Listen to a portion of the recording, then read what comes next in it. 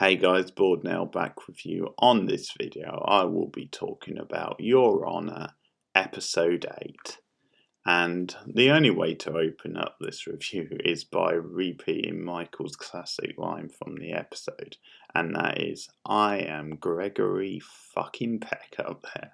Oh yes.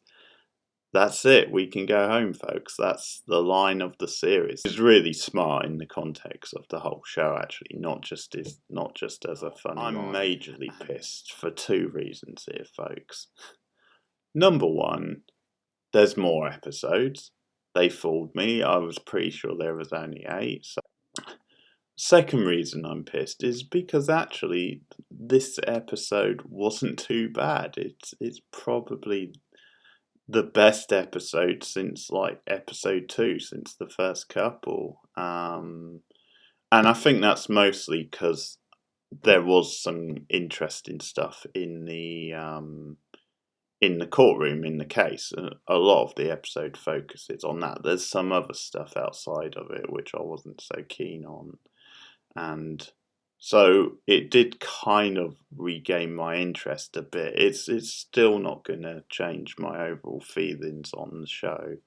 And I think this episode also sums up my frustration with this show, because as good as some of the courtroom stuff is, there's still some really sloppy bits of writing that lets it down, and some, oh come on, and just the way this show stretches credibility and just hammers points home, like hammers you over the head with it, is just so ridiculous, and it just kills any like good drama. Obviously, as you would have guessed, probably Michael indeed does end up getting the Carlo Baxter case.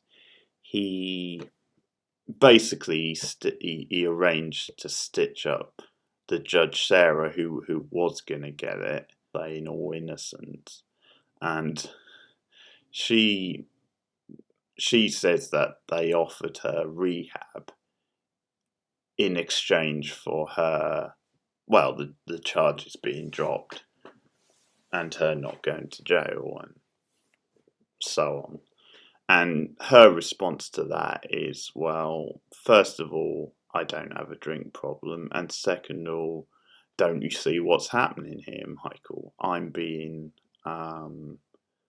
this is a racist system. It's because of the colour. This whole thing shows the footage of her swearing at the cop that's apparently gone viral. That she has a change of heart and agrees to like take the plea. I'll give you a good example of this sloppy writing which I'm talking about, and I'll admit I didn't totally understand what was going on in this with this, but so they start the trial, and on day 1 of this trial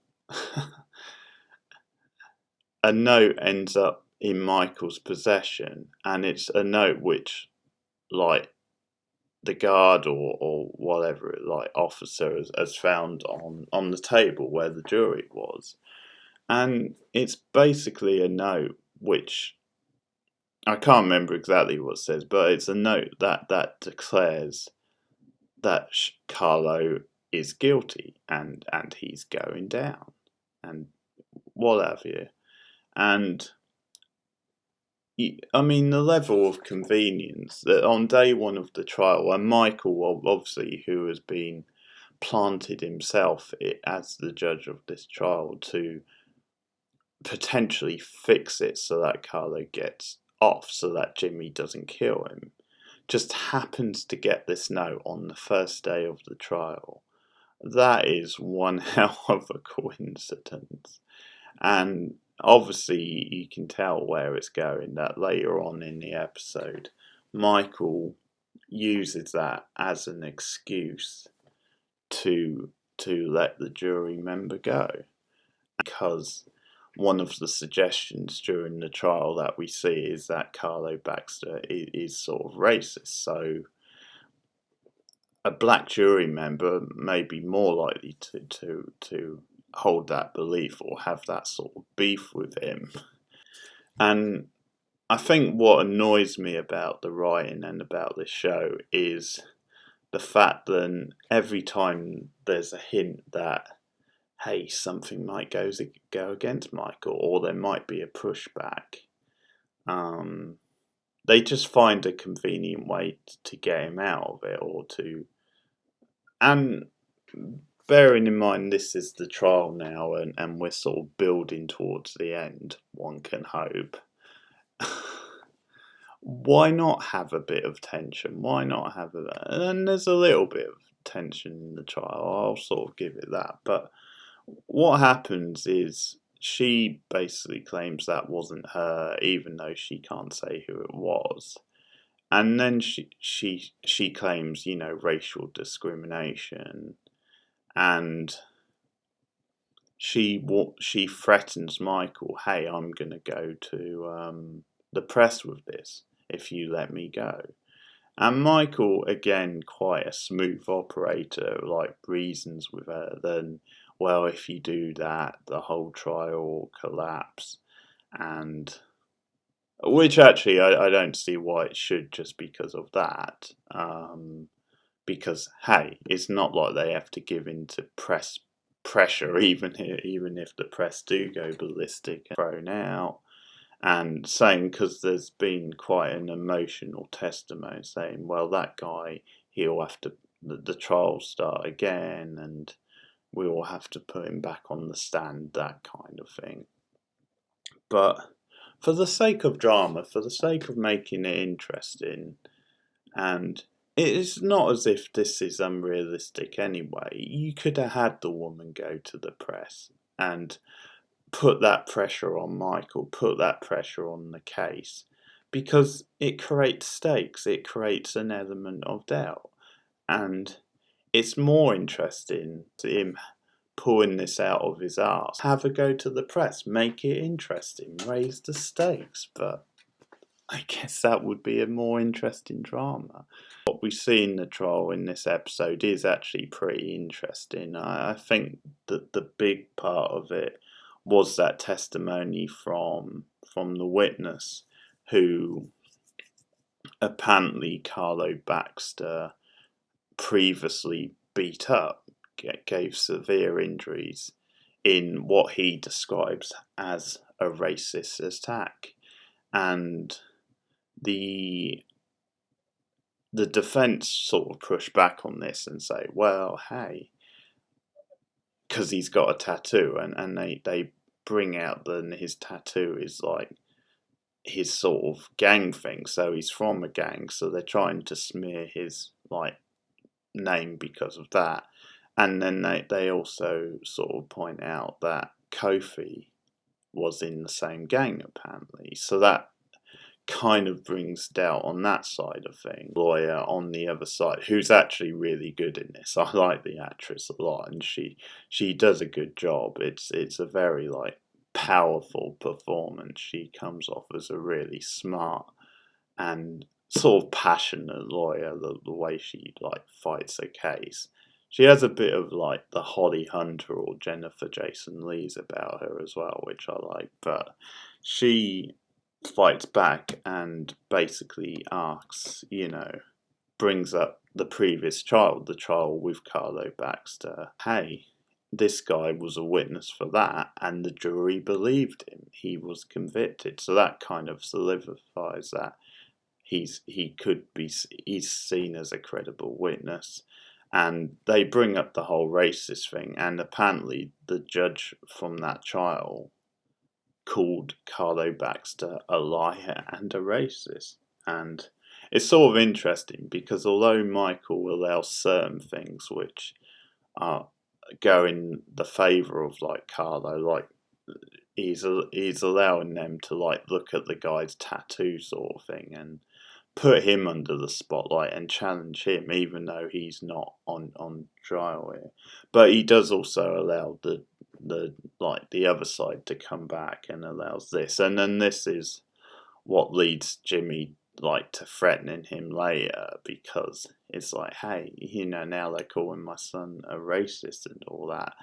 Um, and that's when Michael comes out with the Gregory Peck line, which is fantastic. It was worth seeing this episode just for that.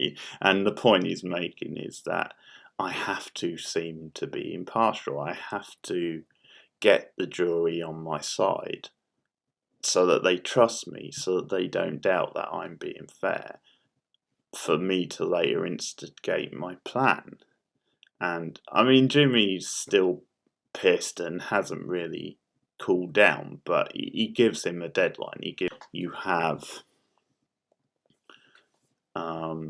this, you have like the lawyer for the other side, not the defense, but for against Carlo, is sort of, she gets expert, forensics who basically like lay out the nature of the injury, and that the injury was so severe then it's consistent with someone purposely being beaten to death rather than it being in self-defense. I mean, one thing they bring out is that there were pieces of the wall in Kofi's head, so how can that really be self-defense? And also the fact that there was like skin or blood, whatever it was, of Carlo in Kofi's nails, which suggests that, hey, he was fighting, basically, he was fighting for his life.